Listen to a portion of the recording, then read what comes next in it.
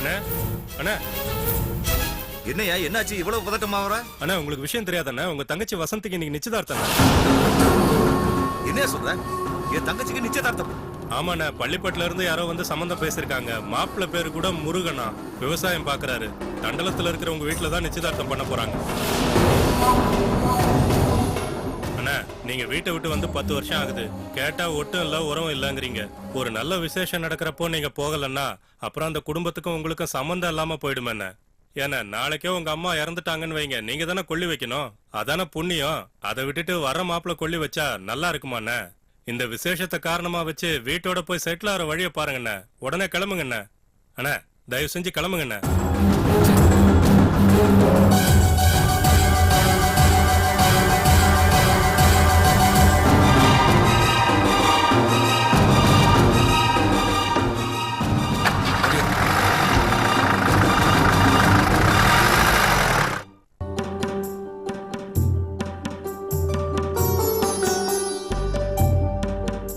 வசந்தி, வசந்தி, என் கண்ணே பற்றும் போல இருக்கு. நாங்கெல்லாம் போன உடனே உங்க அம்மாவை திருஷ்டி சுத்தி போட சொல்லு. என்ன, என் கொழுந்தனாரு ரொம்ப கொடுத்து வச்சவன். இந்த தேவதைக்காக தான் இத்தனை வருஷம் காத்துக்கிட்டு இருந்தான் போல இருக்கு.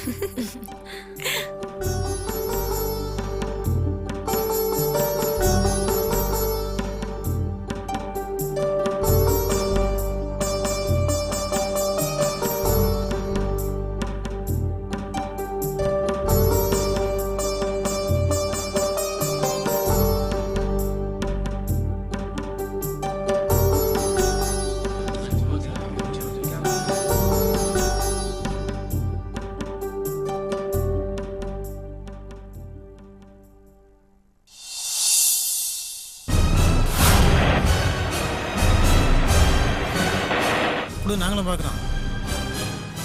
காயத்ரி, கொஞ்சம் வாயே.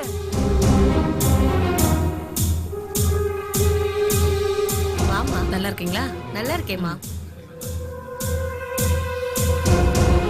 பொண்ணு நல்லா இருக்குல்ல?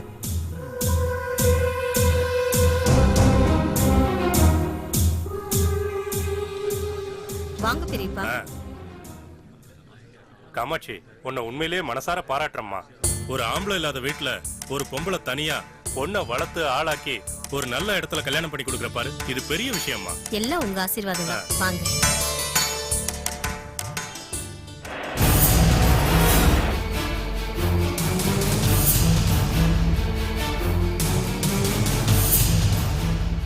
இவர்தான் மாப்பிள்ள. வணக்கங்க. வணக்கம். இவர் வசந்தியோட தாத்தா. மாப்பிள்ள கம்பீரமா ரொம்ப லட்சணமா இருக்காரு. இவங்க சம்பந்தி லட்சுமிமா. வணக்கம்மா. வணக்கம். இவர் மாப்பிள்ளையோட அண்ணன். வணக்கம். வணக்கம். இவர் கிருஷ்ணன். ரெட் ஹில்ஸ்ல ரைஸ் மில் முதலாளி அண்ணாமலை ஐயான்னு கேள்விப்பட்டிருக்கீங்கல்ல, அவரோட பிள்ளைதான் இவரு. அப்படியா? பரவாயில்லையே, ரொம்ப நல்ல இடத்துலதான் மாப்பிள்ள பாத்திருக்கேன். வாங்க, பொண்ணை பார்த்துட்டு வந்துடலாம்.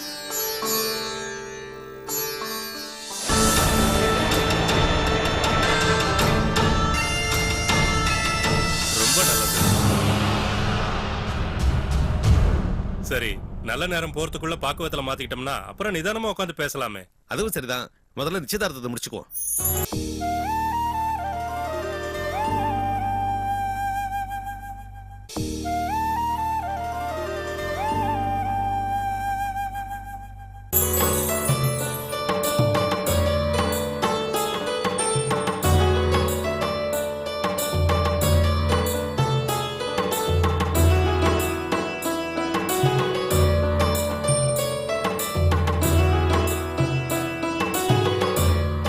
அப்புறம் என்ன, வர 23ஆம் தேதி என் தம்பி முருகனுக்கும் உங்க வீட்டு பொண்ணு வசந்திக்கும் ஜாம் ஜாம்னு கல்யாணத்தை முடிச்சிருவோம். ரொம்ப நல்லது.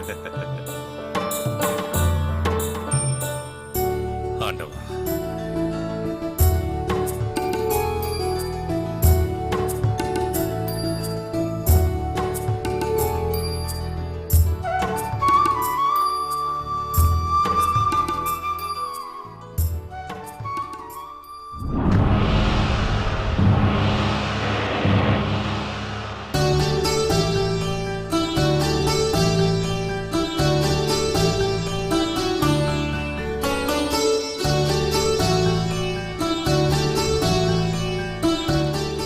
வாங்க.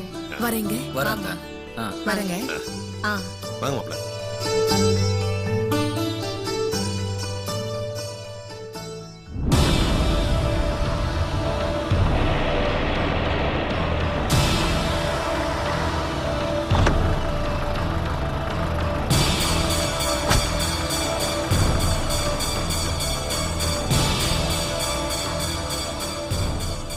ஏய், எங்கடா வந்த? உன் தயவும் வேணாம், உன் உறவும் வேணாம், தலையில தண்ணி தெளிச்சு விட்டதுக்கு அப்புறம் உனக்கு என்னடா இந்த வீட்ல வேலை? என்ன தண்ணி தொடிச்சு விட்டுட்டா நான் உன் பிள்ளை இல்லைன்னு ஆயிடுமா? இல்ல வசந்தி தான் என் தங்கச்சி இல்லைன்னு ஆயிடுமா? இங்க பாரு, வசந்தி என் கூட பிறந்த தங்கச்சி. ஆமா, என்கிட்ட ஒரு வார்த்தை கூட சொல்லாம நீ பாட்டுக்கு ஒரு மாப்பிளைய பார்த்து நிச்சயதார்த்தம் பண்ணிட்டு இருக்க. இது உனக்கே நியாயமா இருக்கா? டேய், இவளுக்கு இப்படி ஒரு கேவலமான அண்ணன் இருக்கான்னு தெரிஞ்சா இவள பொண்ணு கேட்க எவன்டா வருவா? ஓஹோ, அப்ப நான் ஒருத்த அண்ணன் இருக்குதுன்றத உன் மாப்பிள்ளை வீட்டுல சொல்லல இல்ல? ஆமாண்டா, அத சொன்னா எங்களுக்கு தான் அசிங்கம். இத பாரு, உன் சங்காத்தமே எங்களுக்கு வேண்டாம். தயவு செய்து வெளியில போயிடு. அம்மா, என் தங்கச்சிக்கு நான் தான் செலவு பண்ணி கல்யாணம் பண்ணி வைக்கணும். அத நல்லா ஞாபகம் வச்சுக்கோ. யாருக்குடா வேணும் உன் பிச்சை காசு? ஊரை ஏமாத்தி கொள்ளையடிச்சு வச்சிருக்க உன் பணத்தை நாங்க சீண்டுவோம் நினைக்கிறியா? உன் உறவும் தேவையில்ல, உன் பணமும் எங்களுக்கு தேவையில்ல. போடா வெளியில. அம்மா, உனக்கு கடைசியில கொல்லி போடுறதுக்கு நான் தான் இருக்கணும். ஞாபகம் வச்சுக்க. டேய், உன் கையால கொல்லி போட்டா இந்த கட்டை வேகும் நினைக்கிறியா? தேவையில்லடா எனக்கு. எனக்கு கொல்லி போட என் மருமக வரப்போறான். அம்மா, இந்த மாதிரி நீ பேசிக்கிட்டு இருந்த அப்புறம் நான் என்ன செய்வேனே தெரியாது. அண்ணா வேணாண்ணா. அவங்க என்ன பொண்ணு பார்த்ததும் நிச்சயதார்த்தம் நடந்ததும் எதுவுமே எதிர்பார்த்து நடந்ததில்ல. நல்ல காரியம் நடந்த வீட்ல சண்டை வேண்டாண்ணா. நீ நிஜமாவே என் மேல பிரியம் வச்சிருந்தா இப்ப போயிடுண்ணா. அம்மாவை நான் சொல்லி சமாதானப்படுத்திக்கிறேன். என்னை யாரும் சமாதானப்படுத்த முடியாது. உன் அண்ணன் பண்ணிருக்க அயோக்கியத்தனத்துக்கு இந்த ஜென்மத்துல அவனுக்கு மன்னிப்பே கிடையாது. அம்மா, நீ இந்த மாதிரி பேச. போயிடுண்ணா, ப்ளீஸ் போயிடு.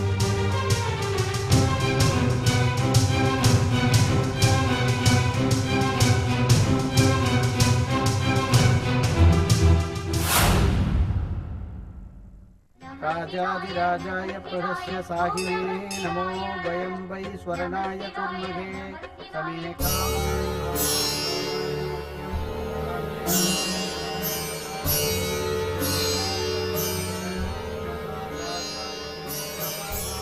சுதா, நீ திடீர்னு ஃபோன் பண்ணி இந்த கோயிலுக்கு வர சொன்னதும் எனக்கு எதுவுமே புரியல. அவசர அவசரமா கிளம்பி ஓடி வரேன். அம்மாக்கு வந்திருக்கிறது கேன்சர் கட்டின்னு தெரிஞ்சதும் என் மனசு தவிக்குது தேவி. இப்போ சாமியால மட்டும்தான் அம்மாவை காப்பாற்ற முடியும்ன்ற சூழ்நிலை வந்துருச்சுன்னு தெரிஞ்சிருச்சு. அதான் அம்மாக்கு கேன்சர் குணமாகணும்னு வேண்டிக்கிட்டு அங்க பிரதர்ஷனம் பண்ணலான்னு இங்க வந்தேன். இதோ தண்ணி ரெடியா இருக்கு. அர்ச்சனைக்கு தேவையானதெல்லாம் ஐயா கிட்ட வாங்கி கொடுத்துட்டேன். எனக்கு ஹெல்ப் பண்ண ஆள் வேணும் தான் நான் உனக்கு ஃபோன் பண்ணி இங்க அவசரமா வர சொன்னேன் தேவி. அங்க பிரதர்ஷனம் பண்றது விளையாட்டு விஷயம் நினைச்சியா? இது உங்க அப்பாவுக்கும் காயத்ரி அன்னைக்கு தெரியுமா? தெரியாது, நான் யார்கிட்டயும் சொல்லல. முன்னொரு தடவை பார்வதி அத்தைக்கு உடம்பு சரியில்லாம போனப்போ கிருஷ்ண மாமா இதே மாதிரிதான் வேண்டிக்கிட்டு அங்க பிரதர்ஷனம் பண்ணதை நான் பார்த்தேன். அது ஞாபகம் வந்த உடனே இங்க கிளம்பி வந்துட்டேன். எனக்கு ஹெல்ப் பண்ண தேவி. உனக்கு ஹெல்ப் பண்ற பத்தி எனக்கு ஒண்ணும் இல்ல. கிருஷ்ணன் ஆம்பளை, உழைக்கிறவரு. அவரு உடம்பு தாங்கும், உன் உடம்பு தாங்குமா? எனக்கு என்ன ஆனாலும் பரவாயில்ல தேவி. எங்க அம்மாவுக்கு உடம்பு குணமாகணும், அவங்க நல்லா இருக்கணும். என் அம்மாவுக்காக நான் நெருப்புல கூட இறங்க தயாரா இருக்கேன். சரி, உட்காரு.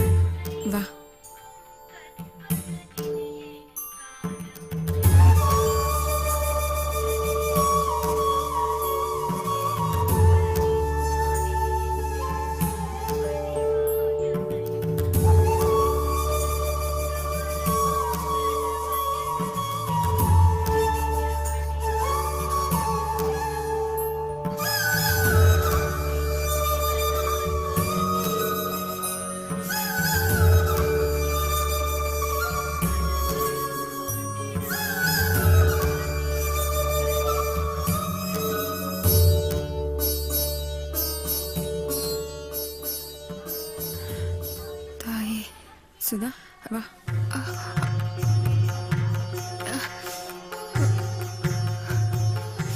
பார்த்து.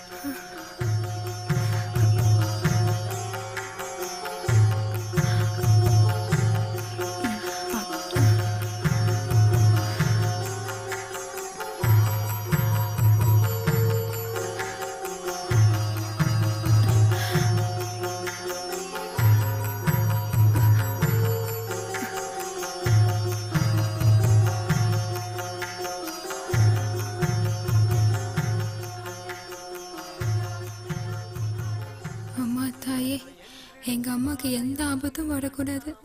நீதான் எங்க அம்மாவை காப்பாத்தி கொடுக்கணும். நான் உன்னதமா நம்பி இருக்கேன்.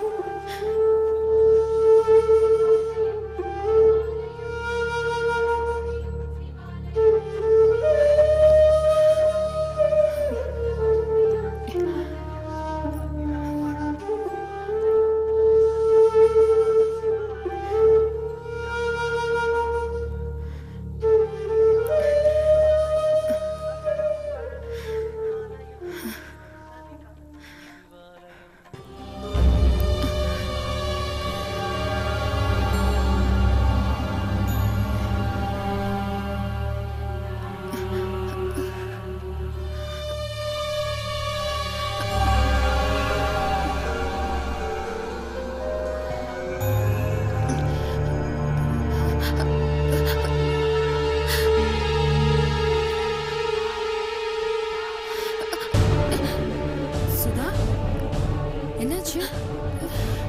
என்னாச்சு? ஐயோ சுதா, தேவி என்னமாச்சு? சுதா, ஐயோ. சுதா ஏந்தம்மா. ஐயோ சுதா என்னமாச்சு? பாரு என்னாச்சு? தலையை தூக்குமா, தூக்குங்க சுதா. கேந்துருமா. சுதா என்னம்மா இங்க பாருமா. என்னாச்சுமா? Sudha hospital phone பண்ணுங்கம்மா.